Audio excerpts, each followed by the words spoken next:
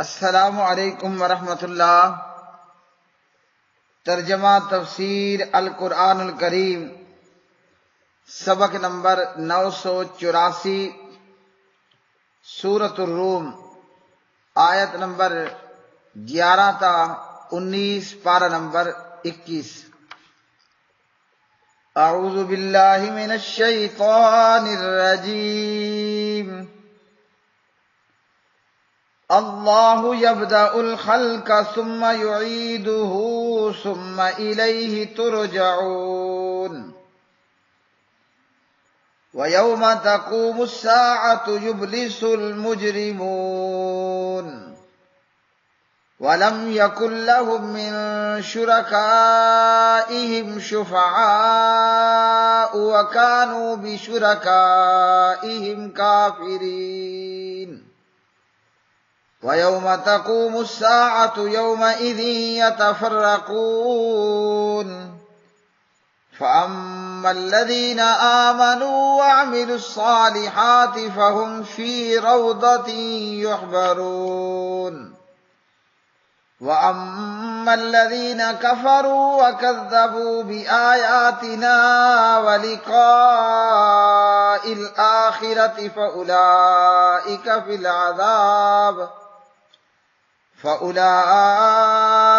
فِي الْعَذَابِ مُحْضَرُونَ۔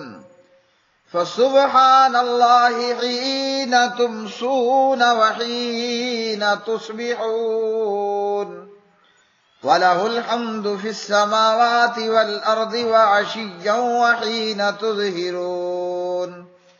يُخْرِجُ الْحَيَّ مِنَ الْمَيِّتِ وَيُخْرِجُ الْمَيِّتَ مِنَ الْحَيِّ وَيُحْيِي الْأَرْضَ بَعْدَ مَوْتِهَا وَكَذَلِكَ تُخْرَجُونَ۔ اللہ خلق کی ابتدا کرتا ہے، پھر اسے دوبارہ بنائے گا، پھر تم اسی کی طرف لوٹائے جاؤ گے۔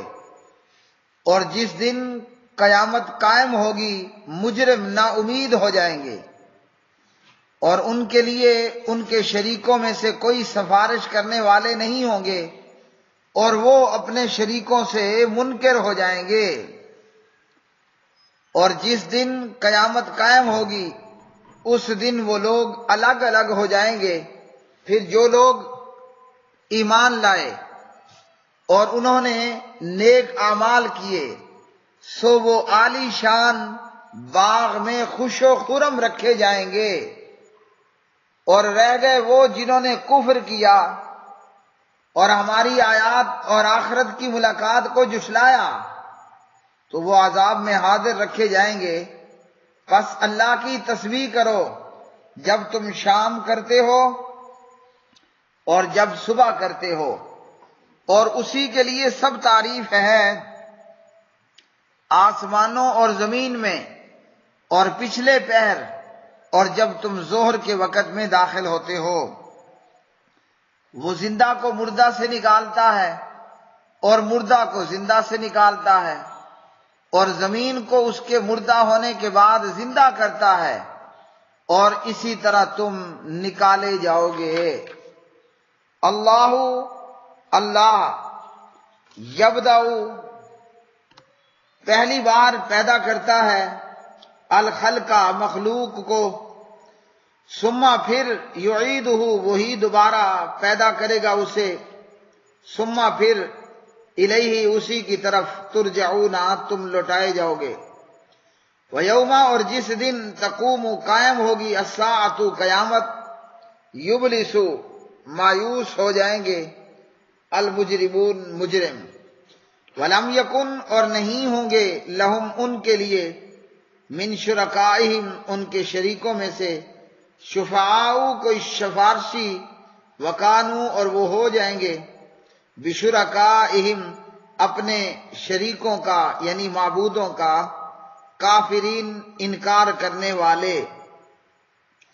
ویوم اور جس دن تقوم قائم ہوگی الساعۃ قیامت، یومئذ اس دن یتفرقون وہ الگ الگ ہو جائیں گے یعنی مومن اور کافر۔ فاما پس لیکن الذین وہ لوگ جو آمنوا ایمان لائے، وعملوا اور انہوں نے نیک عمل کیے، الصالحات نیک، فہم تو وہ فی روضۃ باغ میں، یحبرون خوش و خرم کیے جائیں گے۔ واما اور لیکن الذین وہ لوگ جنہوں نے کافروا کفر کیا، وکذبوا اور انہوں نے جھٹلایا، بآیاتنا ہماری آیتوں کو، ولقاء الآخرۃ اور آخرت کی ملاقات کو، فاولئک تو یہی لوگ فی العذاب عذاب میں، محضرون حاضر کیے جائیں گے۔ فسبحان اللہ پس اللہ کی تسبیح کرو، ہینا جب تم سونا تم شام کرو، وحینا اور جب تصبحونا تم صبح کرو، وَلَهُ اور اسی کے لیے ہے، الحمد تمام تعریفیں، فی السماوات آسمانوں میں، والارض اور زمین میں، وعشیاً اور سپہر کو بھی، وحین تظہرون اور جب تم ظہر کرو، یخرجو وہ نکالتا ہے، الحیہ زندہ کو، من المیت مردے سے، ویخرجو اور وہی نکالتا ہے، المیت مردے کو، من الحی زندہ سے، ویحیی اور وہی زندہ کرتا ہے، الارض زمین کو، بعد موتہا اس کی موت کے بعد، وکذالک اور اسی طرح تخرجون تم بھی نکالے جاؤ گے۔ پیارے بھائیو اور میری بہنوں، سورۃ الروم میں سے آج کے سبق کی آیات بینات اللہ سبحانہ و تعالی، اللہ پاک پروردگار جو خالق ہے، اس اللہ خالق و مالک نے بتایا کہ مخلوق کی ابتدا کرنے والا، پھر دوبارہ اسے زندہ کرنے والا اللہ وحدہ لا شریک ہی ہے، اور اللہ نے یہ مخلوق اور یہ کائنات بغیر کسی سیمپل کے بنائی۔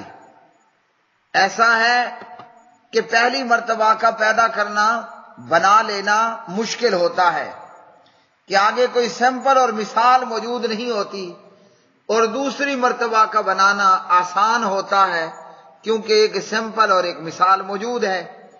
تو اللہ پر نہ تو پہلی مرتبہ کا بنانا پیدا کرنا مشکل، نہ اللہ پر دوسری مرتبہ کا پیدا کرنا مشکل۔ تو جب اللہ سبحانہ و تعالیٰ پر پہلی مرتبہ کا پیدا کرنا مشکل نہیں، تو اللہ پر دوسری مرتبہ مردوں کو زندہ کرنا بھی کوئی مشکل نہیں ہوگا، اور فرمایا کہ تم اسی پروردگار کی طرف لوٹائے جاؤ گے۔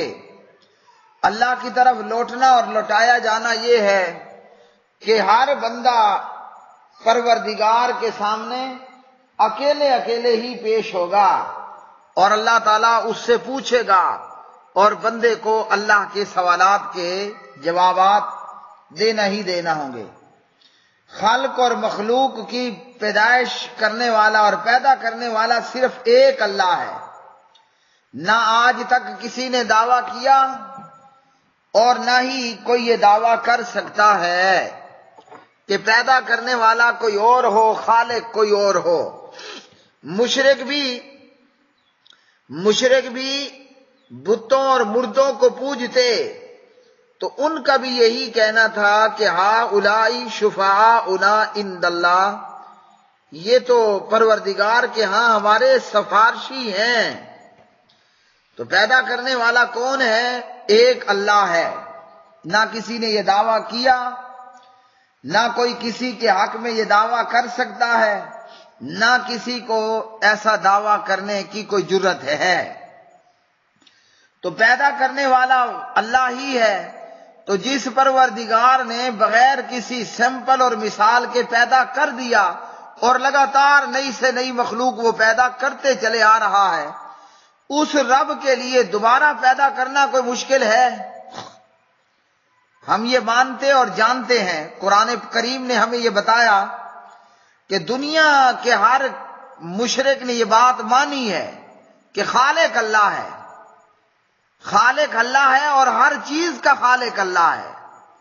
تو جس پروردگار کا خالق ہونا پہلی مرتبہ مان لیا، اور دوسری مرتبہ اس رب کا، اس خالق کا پیدا کرنے، اس کا انکار کیوں کرتے ہو کہ بس جی مر گئے تو سو مر گئے، کفار و مشرکین نے کیا کہا تھا؟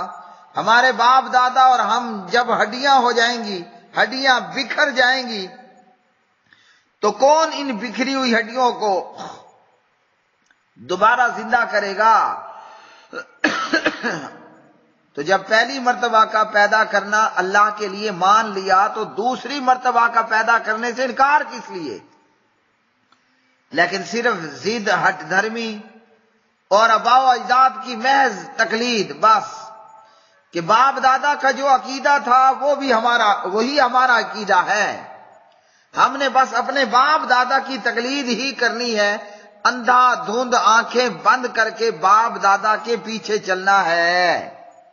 ورنہ اگر کافر مشرک تھوڑی دیر کے لیے بھی اپنے آباء و اجداد کی تقلید کو آنکھیں بند کر کے اندھا دھند پیروی کو تھوڑی دیر کے لیے پرے کرتا، دور کرتا، اور اپنے بھیجے کا استعمال اور دل کا استعمال کر لیتا نا، تو کافر مشرکوں نے فوراً مان لینا تھا کہ نہیں جی، جس رب نے بغیر سمپل اور مثال کے پہلی مرتبہ پیدا کر دیا تو اس کے لیے دوسری مرتبہ پیدا کرنا کیا مشکل ہے۔ اب جب ہم پہلی مرتبہ پیدا ہوئے تو ہماری پیدائش سے پہلے ہمارا نام و نشان تک نہیں تھا۔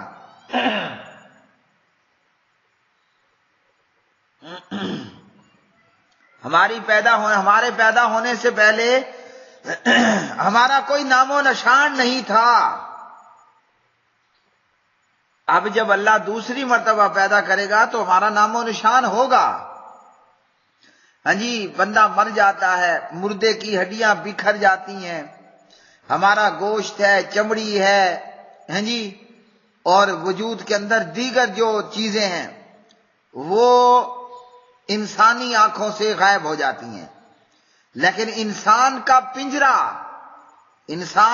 پنجرا اور اس پنجرا یعنی ہڈیوں کے ڈھانچے میں ریڑھ کی ہڈی اسی طرح باقی رہتی ہے، سلامت رہتی ہے۔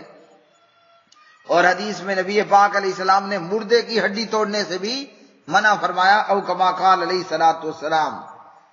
تو اللہ کے لیے دوسری مرتبہ پیدا کرنا کون سا مشکل تھا؟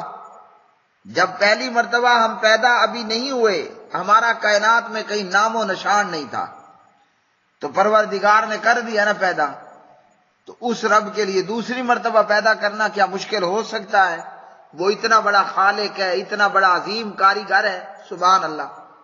لیکن اب برا ہو تقلید کا کہ جس نے ان لوگوں کو قیامت کا انکار کرنے پر ہی مجبور کیا، حالانکہ کائنات بھر میں یہ چیز جو بھی انسان پیدا ہوتا ہے اور عقل و شعور سے آراستہ ہو جاتا ہے تو وہ دیکھتا ہے کہ زندگی اور موت اور زندگی کا یہ سلسلہ روزانہ کی بنیاد پر چلتا ہی رہتا ہے۔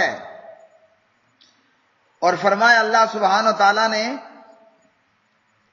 کہ وہ اپنے پروردگار کی طرف، تم اسی کی طرف لوٹائے جاؤ گے، سبحان اللہ۔ اور جب قیامت قائم ہو جائے گی تو مجرم لوگ نا امید ہو جائیں گے۔ دنیا کے اندر تو کفار و مشرکین کے منہ میں جو آیا وہ کہتے چلے گئے، ہاں جی، کسی نے کوئی اشکال کھڑا کیا تو کسی نے کوئی اشکال کھڑا کیا، لیکن جب قیامت کا دن ہوگا تو یہ مجرم لوگ، کافر اور مشرک نا امید ہو جائیں گے۔ ہاں جی، کس طرح نا امید ہو جائیں گے کہ انہیں اپنے دفاع میں کہنے کے لیے کوئی بات ملے گی نہیں۔ دنیا میں بھی کافروں کے پاس کوئی بات نہیں ہوتی، قیامت کا انکار کرنے والے اور اللہ سبحانہ و تعالیٰ کی وحدانیت کا انکار کرنے والے، دنیا میں بھی ان کے پاس دلیل کوئی نہیں ہوتی سوائے آباء و اجداد کی تقلید کے، اور وہ صرف اول فول ہے، بس دلیل ان کے پاس نہیں ہوتی، جو جس کے منہ میں آتا ہے وہ گھڑنتو چھوڑتے چلا جاتا ہے، لیکن بولتے پھر بھی رہتے ہیں۔ جب قیامت کا دن ہوگا تو یہ بالکل مایوس اور نا امید ہو جائیں گے۔ کیا مطلب کہ آدمی لاجواب ہو کر خاموش ہو جائے، قیامت کے دن ان کے پاس کوئی اول فول بھی باقی نہیں رہے گا کیونکہ قیامت تو یہ اپنی آنکھوں سے دیکھ رہے ہوں گے۔ دنیا میں فطرت نے تو بتا دیا ہاں جی قیامت قائم ہونی ہے، لیکن قیامت آنکھوں سامنے نہیں تھی، تو لیکن قیامت میں تو قیامت خود آنکھوں سامنے کھڑی ہوگی، سامنے موجود جہنم کافروں کو نظر آ رہی ہوگی، میدان محشر میں وہ جو ہے موجود ہوں گے باقاعدہ طور پر، تو کافر مایوس اور نا امید ہو کر لاجواب ہو کر خاموش ہو جائیں گے۔ اور فرمایا کہ یہ جو انہوں نے لات اور منات، عزا، یغوث، یعوق، ود، سوا، نصر، ہاں جی یہ انہوں نے جو سینکڑوں ہزاروں بت بنا رکھے تھے، ان کے بت ان کے لیے ان کے شریکوں میں کوئی سفارش کرنے والے بھی نہیں ہوں گے۔ کہہ تو دنیا میں یہی رکھا تھا نا، ہاں اولائی شفاعنا عند اللہ، یہ جو بت ہیں، یہ جو مردے ہیں، یہ ہمارے سفارشی ہوں گے نا، تو وہ ان کی سفارش بھی کوئی نہیں کر سکیں گے، اور پھر یہ اپنے شریکوں سے، اپنے معبودوں سے انکار کر دیں گے، ہاں جی لیکن ہوگا کیا؟ ان کا منہ بند کر دیا جائے گا، ان کے منہوں پر مہر لگا دی جائے گی، اور ان کے اعضائے جسم، ان کے ہاتھ پاؤں ان کے خلاف بول بول کر گواہی دینے والے ہوں گے۔ تو قیامت کے دن نہ کوئی ان کی سفارش کر سکے گا، نہ یہ کسی کے حق میں سفارش کر سکیں گے، اور پھر اپنے شریکوں اور معبودوں کا انکار کرنے والے ہوں گے۔ اور فرمایا کہ قیامت کے دن میں لوگ جب قیامت قائم ہوگی تو الگ الگ ہو جائیں گے۔ دنیا میں تو کافر، مشرک، بے ایمان، منافق ایک محلے ایک علاقے میں رہتے ہیں، ہاں جی علاقائیت ہو، لسانیت ہو، حسب و نسب ہو، کاروبار ہو، پیشہ ہو، دوستی ہو، ملنا جلنا اکٹھ تو رہتا ہے نا، لیکن قیامت کے دن کیا ہوگا؟ جب قیامت قائم ہوگی تو الگ الگ ہو جائیں گے، اور اللہ سبحانہ تعالیٰ فرمائے گا وَامْتَازُوا الْيَوْمَ أَيُّهَا الْمُجْرِمُونَ، کہا جائے گا کہ اے مجرموں اب الگ ہو جاؤ، علیحدہ ہو جاؤ۔ اور اس دن جب الگ الگ گروہ ہو جائیں گے، ایک گروہ مومنوں کا اور ایک گروہ کافر مشرک منافقوں کا، فرمایا فریق فی الجنت و فریق فی السعیر، اہل ایمان کا گروہ جنت میں ہوگا، کافر مشرکوں اور منافقوں کا گروہ وہ جہنم کی بھڑکتی ہوئی آگ میں ہوگا۔ اب قیامت کا منظر خوفناک ہے، ہولناک ہے۔ یہ قیامت کا منظر دکھانے کے بعد اللہ نے ان کافروں کو پھر جہنم کی ترغیب دی، اور جو ایمان لائے اللہ نے ان کو جنت کی تسلی دی۔ فرمایا جو لوگ ایمان لائے اور نیک اعمال بھی کیے وہ عالی شان باغات میں خوش و خرم رکھے جائیں گے۔ یہاں اللہ نے کتنی باتیں کہیں، ایمان اور نیک اعمال، صرف ایمان کافی نہیں ہے، نیک اعمال بھی لازمی ہیں، اور صرف اعمال کافی نہیں ہے، ایمان بھی لازمی ہے۔ ایمان اور اعمال کا آپس میں چولی دامن کا ساتھ ہے، اعمال اور ایمان، ایمان اور اعمال آپس میں لازم و ملزوم ہیں، ورنہ بڑے بڑے لوگ دنیا میں گزرے ہیں ان کے پاس اعمال تھے، حاجیوں کی خدمت کرنا یہ نیک اعمال میں سے ہے، بیت اللہ کا طواف کرنا، حج کرنا، عمرہ کرنا یہ نیک اعمال میں سے ہے، ہاں جی لوگوں پر اللہ کی راہ میں خرچ کرنا، حاتم طائی کی طرح سخاوت کرنا یہ مومنوں کی صفت ہے اور نیک اعمال میں سے ہے۔ لیکن ایمان کوئی نہیں تو اعمال فائدہ دیں گے؟ نہیں دیں گے۔ اسی طرح اگر ایمان ہے اور اعمال موجود نہیں ہیں تو بھی کوئی فائدہ نہیں ہوگا۔ ایمان کا تقاضا ہے نماز، روزہ، حج، زکوٰۃ، یہ چیزیں جنت میں لے جانے والی ہیں۔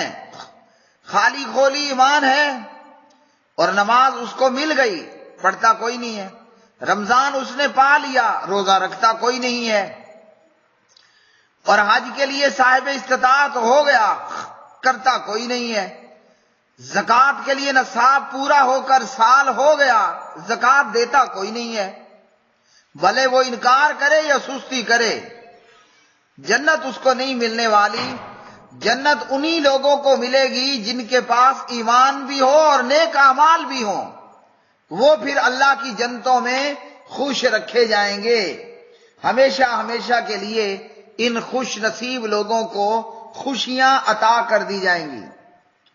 تو یہاں اللہ نے جنت کی بات کی، مومنوں کو تسلی ہو جائے اور کافروں کو شوق ہو جائے کہ آؤ جی ہم بھی ایمان اور نیک اعمال کا دامن پکڑ لیتے ہیں تاکہ ہمیں بھی جنت مل جائے۔ اور وہ لوگ جنہوں نے کفر کیا، اللہ کے قرآن کا، آیات کا، معجزات کا، آخرت کے دن کا انکار کیا، وہ عذاب میں حاضر رکھے جائیں گے۔ ان کے لیے کیا ہوگا؟ ان کے لیے جہنم ہوگی۔ اب سمجھدار بندہ آباء و اجداد کی تقلید کو چھوڑتے ہوئے کفر کی راہ سے ہٹ جائے گا تاکہ جہنم سے بچا لیا جائے۔ پھر اس کے بعد اللہ سبحانہ تعالیٰ نے فرمایا سبحوا سبحان اللہ، اللہ سبحانہ و تعالیٰ کی تسبیح بیان کرو۔ ہاں جی، اللہ سبحانہ و تعالیٰ کی تسبیح بیان فرماؤ۔ تو تسبیح کا کیا مطلب ہے؟ تسبیح کا مطلب ہے سبحان اللہ، الحمدللہ، ہاں جی، اللہ سبحانہ و تعالیٰ کی حمد و ثنا کہو۔ اور یہاں سبحوا سبحان اللہ سے کیا مراد ہے؟ یہاں 5 وقت کی نماز کی بات اللہ سبحانہ و تعالیٰ نے کی۔ 5 وقت نماز پڑھنی ہے، اور ان 5 نمازوں کا پورا معاملہ اور ان کی پوری تفسیر وہ نبی پاک علیہ الصلوۃ والسلام کی احادیث میں ہے۔ فرمایا کہ اللہ سبحانہ و تعالیٰ کی تسبیح کرو، جب تم شام کرو، جب صبح کرو، اور جب دوپہر کرو، اور اسی طرح جب پچھلا پہر ہو اور جب ظہر کا وقت ہو، تو اللہ سبحانہ و تعالیٰ کی تسبیح بیان فرمانی ہے۔ اللہ کی تسبیح کا یہاں مطلب 5 وقت کی نمازیں ادا کرنی ہیں۔ اور معراج کی رات نبی پاک علیہ الصلوۃ والسلام کو اللہ سبحانہ و تعالیٰ نے 50 نمازیں عطا فرمائیں، جو کم ہو کر 5 نمازیں ٹھہریں۔ تو فرمایا کہ اللہ کی تسبیح بیان کرو جب تم شام کرو اور جب تم صبح کرو۔ تو صبح کے وقت صبح کی نماز پڑھنی ہے، اور شام کے وقت مغرب کی نماز ادا کرنی ہے، اور اسی طرح جو ہے وہ پچھلے پہر سے مراد نماز عصر کی نماز ادا کرنی ہے، اور حین تظہرون سے مراد نماز ظہر ادا کرنی ہے۔ اب یہ نماز کتنی رکھتے ہیں، کس طریقے پر ہیں، یہ ساری تفصیل نبی پاک علیہ السلام کی احادیث میں ہے۔ تو احادیث نبویہ صلی اللہ علیہ وسلم کے بغیر قرآن کے احکامات پر عمل کرنا جو ہے وہ ناممکن ہے۔ حدیث اور نبی پاک علیہ السلام کی صحیح احادیث ملا لینے کے بعد ہی قرآن کریم پر کما حقہ عمل ہوگا۔ اور فرمایا اسی کے لیے سب تعریف ہے آسمانوں اور زمین میں۔ تو نمازوں کا کہہ دیا کہ تعریف تو صرف اللہ کی ہے آسمانوں اور زمینوں میں۔ ہم نماز پڑھیں گے تو جنت پائیں گے، اور اگر ہم نماز نہیں پڑھیں گے تو اللہ کا کوئی نقصان نہیں ہونے والا۔ ساری مخلوق کافر ہو جائے، اللہ کو کوئی حرج نہیں ہے۔ ساری مخلوق نماز پڑھنے لگ جائے، اللہ سبحانہ و تعالیٰ پھر بھی اللہ وحدہ لا شریک ہے، کیونکہ تمام تعریفات تو اسی ہی کے لیے ہیں، آسمانوں میں بھی اور زمین میں بھی۔ اور فرمایا کہ وہی رب زندہ کو مردے سے اور مردے کو زندے سے نکالتا ہے، اور زمین کے مردہ ہونے، موت کے بعد زمین کو زندہ بھی کرتا ہے۔ تو یہاں اللہ نے پھر قیامت کا ثبوت بیان کر دیا۔ ہاں جی، روزانہ دن آ رہا ہے تو رات جا رہی ہے، رات آ رہی ہے تو دن جا رہا ہے، یعنی رات میں سے دن نکالا، دن میں سے اللہ نے رات نکالی، اندھیرے میں سے اجالا نکالا، اجالے میں سے اللہ نے اندھیرا نکال دیا۔ تو یہ زندگی اور موت کا ایک معاملہ ہے، رات مر جاتی ہے، دن مر جاتا ہے، رات زندہ ہو جاتی ہے۔ مرغی کا انڈا مردہ ہے، اس میں سے چوزا نکل آئے گا، مرغی زندہ ہے، اس میں سے مردہ انڈا نکل آتا ہے۔ تو یہ کون کرنے والا ہے؟ اللہ ہی کرنے والا ہے۔ زمین مردہ ہوتی ہے، آسمان سے پانی پڑتا ہے، وہی مردہ زمین لہلہاتی کھلکھلاتی فصلوں پودوں باغات اور پھولوں اور گھاس کی صورت میں زندہ ہو جاتی ہے۔ تو یہ زندگی اور موت کا مشاہدہ کافروں کے سامنے بھی ہے نا، اور مومنوں کے سامنے بھی ہے۔ زندگی اور موت کا یہ کھیل کافر بھی دیکھتا ہے، مسلمان بھی دیکھتا ہے۔ مرغی زندہ ہوتی ہے، انڈا مردہ ہوتا ہے، انڈا مردہ ہوتا ہے، چوزا زندہ ہوتا ہے۔ تو یہ زندگی موت کا یہ سلسلہ کافر بھی دیکھ رہا ہے، تو پھر سمجھتا بھی ہے، تو پھر قیامت سے انکار کیوں؟ جس پروردگار نے زندہ مرغی سے مردہ انڈا نکالا، مردے انڈے سے زندہ چوزا چوں چوں کرتا نکال دیا، تم کیوں نہیں مانتے ہو کہ اللہ نے ان قبروں کے مردوں کو دوبارہ زندہ کرنا ہے؟ تو کرنا ہی ہے، پھر لے آؤ ایمان، اور جو ایمان لے آئے ہو پہلے ہی وہ اپنے ایمان کو مزید مضبوط کرو۔ وآخر دعوانا الحمدللہ رب العالمین۔